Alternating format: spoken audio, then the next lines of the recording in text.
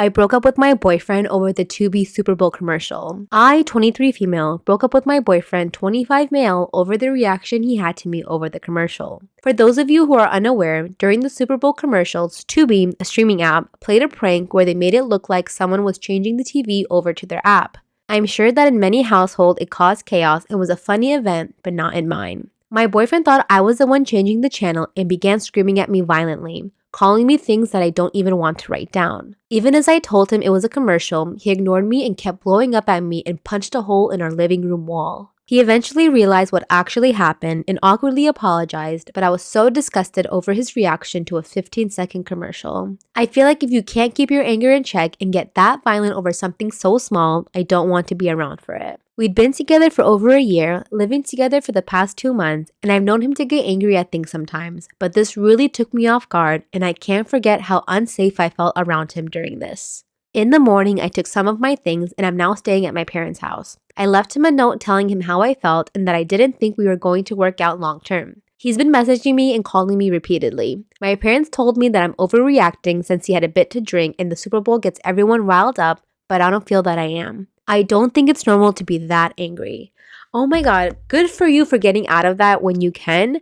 When people show you who they are, listen to them. Who would have thought Tubi would be saving people's lives long term? What a relationship test. Am I wrong for making homemade food for everyone except for my brother's stepdaughter? I, 27 female, am not a professional chef, but I have taken a bunch of cooking classes and love making elaborate meals for friends and family. About 2 years ago, my brother Greg, 25 male, married Cheryl, 34 female. Cheryl has a daughter from a previous relationship, Becca, 9 female, who has several health conditions, including celiac and a severe dairy allergy that requires her to carry an EpiPen. Last weekend, I hosted a dinner at my house for my parents' wedding anniversary. I made a fancy 5-course dinner, and in addition to my parents, I invited our close family friends. Greg, Cheryl, and Becca, and my sister, her boyfriend, and their twins, both ate. Because of Becca's food restrictions, I found a restaurant in town that specializes in gluten-free, dairy-free, as well as other allergen-free food and arranged for them to make a full meal for Becca that I could pick up in advance of the party. I have made a variety of specialty meals in the past. For example, keto meals when my friend was following that diet, and I liked the challenge, but knowing how serious Becca's restrictions were, I didn't trust myself to make her meal. I have ADHD and get easily distracted, and if I even used the wrong spoon or didn't completely wash some flour off a bowl, it could make her incredibly sick.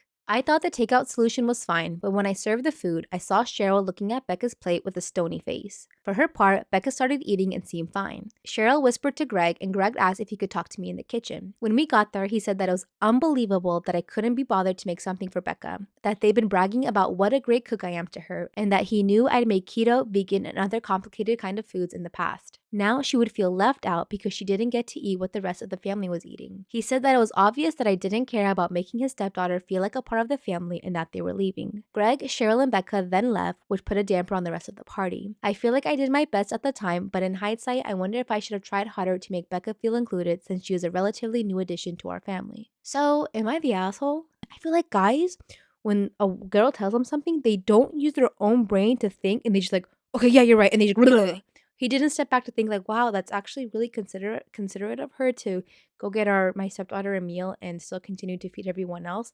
You don't have to do shit, realistically, right? And especially when you have a food allergy, it's your job to take care of that person.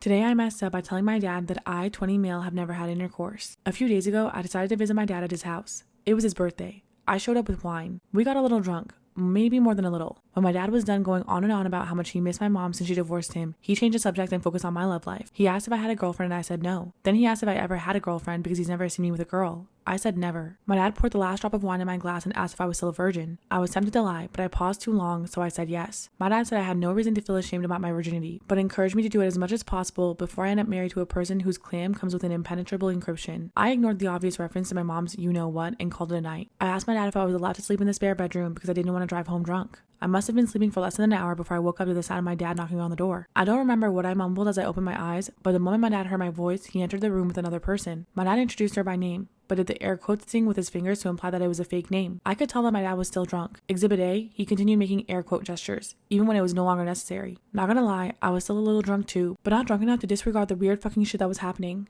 Without giving me proper time to react, my dad quickly said the girl knew exactly what to do before closing the door on his way out. The girl did not know what to do. She did nothing other than awkwardly waiting for me to say something. I eventually asked her what was going on, and she said that my dad hired her to sleep with me. I died of embarrassment, especially when the girl asked me to explain if I was on the zero experience or the some experience end of the virgin spectrum. Without thinking, I said I was gay. It was the first time I actually said it out loud. The girl sat down on the bed and asked if I was a top or bottom. I shrugged and said I didn't know yet. My face must have been so red at the moment. The girl said if I was willing to go shower, then she would basically be willing to motorboat my butt. To be honest, I considered it. However, the situation was way too weird for me to be completely comfortable doing something that sexual with someone I didn't know at all. I said thank you but no thank you to the girl and apologized for my dad putting both of us in an awkward position. She said that she understood and for some reason thought it was necessary to mention that my dad was one of their regular customers. She made it clear for the record that she never had sex with my dad, but explained that some of her older coworkers at the escort service really enjoyed spending time with him. She said she can't wait to tell the other workers that she met me because apparently my dad loves to talk about his son with people that he pays to get intimate with. The girl had a severe case of motor mouth. When she finally stopped talking, I learned that my dad sleeps with sex workers who kind of look like my mom, and that women closing their eyes with too much food in their mouth and saying turns him on. The girl apologized for abusing my good listening skills and asked if there was nothing that she could do for me. I said she could keep my sexuality between the two of us. She said her lips were sealed until it comes time to S the D. My dad was passed out in the living room when we approached the front door. I went back to bed when the girl was gone and eventually fell asleep. The following morning I confronted my dad. I said I didn't appreciate what he did and made sure that he understood that he wasted his money because nothing happened. My dad was apologetic and promised never to cross that line again, no matter how much alcohol is involved. Despite his apology, the mood is still somewhat tense. I decided to break the tension by closing my eyes and saying while eating breakfast. The look on my dad's face was priceless. I lost my appetite soon afterwards because I instantly regretted doing something that might arouse my father. I messed up by expecting an escort to keep what happened between us private. The inevitable happened. The escort my dad hired to terminate my virginity in the dead of the night did not keep her mouth shut. I know, I should have seen it coming. When I shared my original post, I was convinced that my dad didn't know I was gay. I never said anything to anyone about my sexuality, other than the escort who teamed up with my father to unexpectedly put me in a vulnerable position. My dad and I have been avoiding each other since that night. Not gonna lie, I was okay with that. We needed space. The words divorced dad, virgin son, and S-worker should never be said in the same sentence. This morning my dad showed up at my apartment. Unusual but not surprising. He was courteous enough to call beforehand, asked if I was available, said he wanted to talk. I assumed he was still feeling bad about ambushing me with an escort and wanted to make sure that our relationship was intact. Little did I know, my dad's primary objective was to establish if his 20-year-old son was sexually attracted to other people's 20-year-old sons. As soon as my dad made himself at home in my living room, I said my roommate was at the gym. He dropped the following line: sharing an apartment with a guy who works out must be motivating. Slow clap. Subtle as fuck. My father. He didn't even need to wink at the camera. He asked me if my roommate had a girlfriend. I implied that he had girls come and go. My dad said that my roommate must be handsome to get so much attention. I shrugged and said, or he's paying for it. It was a joke, an uncomfortable joke based on my dad's disturbed expression. My dad said that he could explain the S-workers and answer all my questions if I was prepared to listen. I said it was none of my business and he didn't owe me an explanation, but I did suggest that he at least consider therapy. He said that he was proud of the person I've become and promised to think about my suggestion. As wholesome as this moment was, the gay elephant was still in the room, so I awkwardly asked my dad if he recently communicated with the S-worker he hired to sleep with me. He said no because he wanted to respect my privacy and avoid crossing that line again. Based on all the random references to my roommate's attractiveness, I was convinced my dad heard I was gay from one of the S-workers, who heard it from the S-worker with the motor mouth.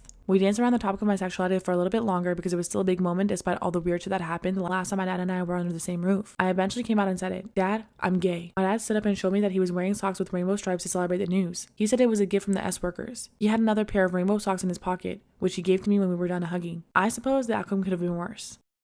This is why you should always lock your crawl space. In 2019, a young woman had just moved into the second floor of an apartment building. She noticed a tiny crawl space that connected all the apartments on the floor, but she wrote it off, citing, who'd be small enough to crawl through that? One night, she walks into her living room and out on the fire escape is a tiny woman desperately trying to yank open her locked windows. Terrified, she hides behind some furniture until the woman eventually leaves, at which point she runs into a room, grabs her phone, and calls the police. While waiting for the cops to arrive, she hears something above her and she looks up. One of the ceiling tiles had popped up and the woman from the fire escape is staring down at her. She'd used the crawl space to get up there. The girl screams and the woman scurries away. It took 3 days for the police to finally get the woman out of the crawl space and bring her into custody. Turns out she was on some unknown, extremely hard drug and had totally lost her mind.